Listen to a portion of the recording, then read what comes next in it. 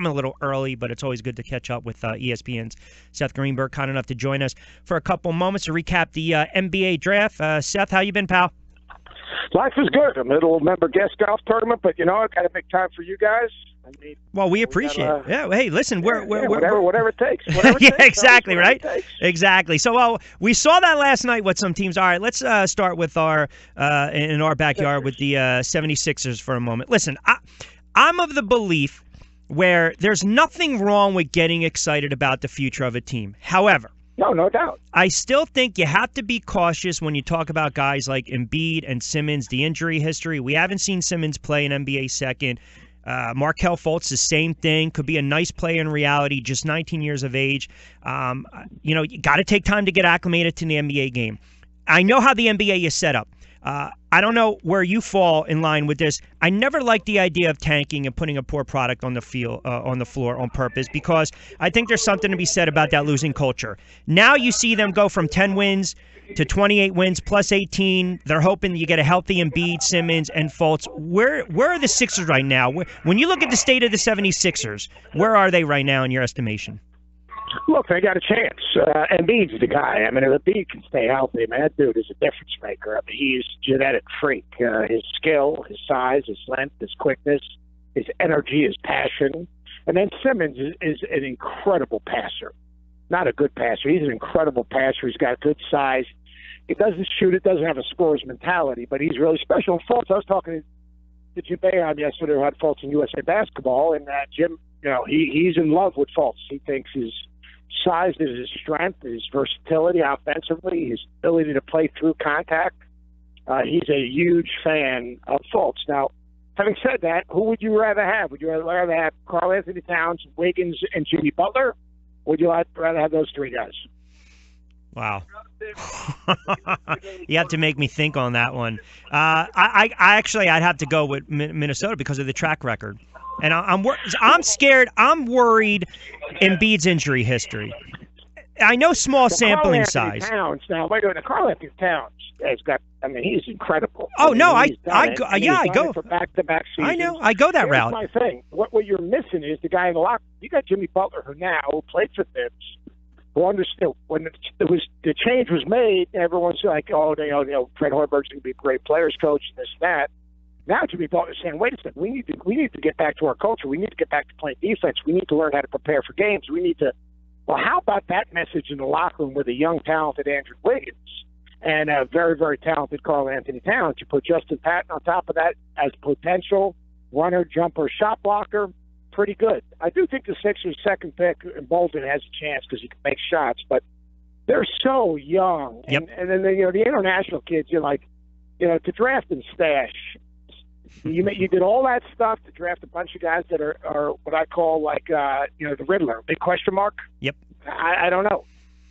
Let me get to Fultz for a moment. And you know what? The more you said it, I knew where you.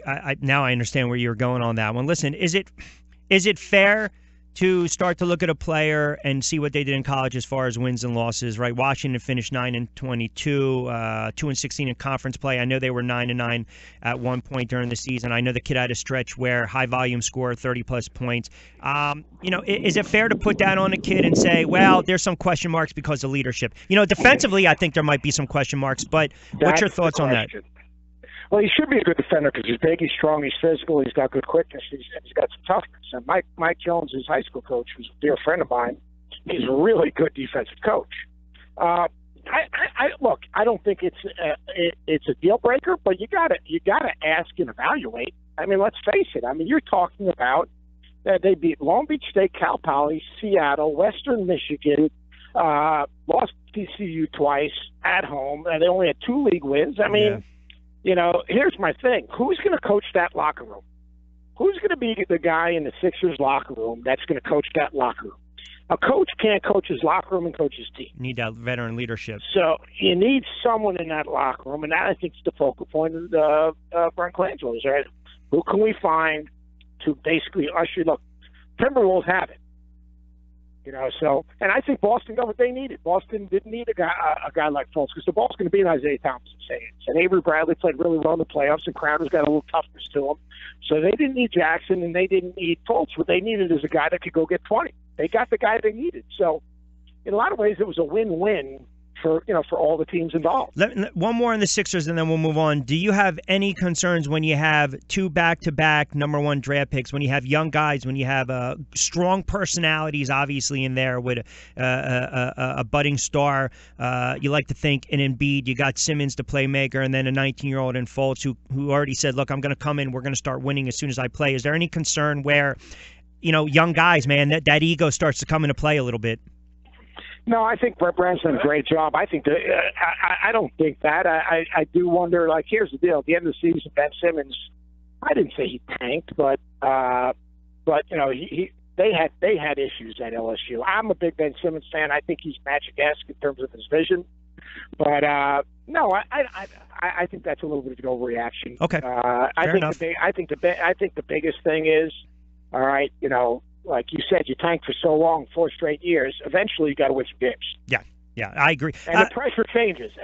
Yes. Yeah, sure. And the expectation does, obviously, and absolutely. Again, a couple minutes, ESPN, Seth Greenberg, Rich Quinones here. We'll take you up to 2. Listen, I don't want to spend too much. Well, I know I got you for another minute, so I'll try to make. I got about a minute. All right, let's. You know what? I'm tired of the ball stuff, to be honest with you. I'm just curious. How about the state of the Knicks and Porzingis? Do you see that franchise at all? Here's the thing. Phil Jackson, look, it's egregious what Porzingis did not going to the exit interview. We know that, but I here's agree. the deal. He's your greatest asset, and a great communicator goes over and sees him and sits down and basically clears the air, because you know what? That's their future. And the other thing I would do if I was the Knicks, I would find any way humanly possible to move Carmelo Anthony, even if you take a bath, because as long as he's in your locker room, you can't move forward, because when things aren't going right, the conversation's going to be Carmelo. It's going to be how he plays, how limited he is. He's got to play in isolations. The ball's not moving, and it kills your locker room. Yeah, it's killing me watching this team, Seth. I don't know what to tell you. I can't. Yeah, I grew up with the Knicks. I mean, I grew up with Will Street coming out of the locker room. Come on now. Well, I can't updo you on that. I had to watch '90s film the other day and watch Charles Smith get blocked 17 times. What are you telling me for? All right, Seth, I know we're tight on time. I appreciate it, pal. We'll talk during the summer. Thank you. All right, you got it. All right, Seth Greenberg, ESPN.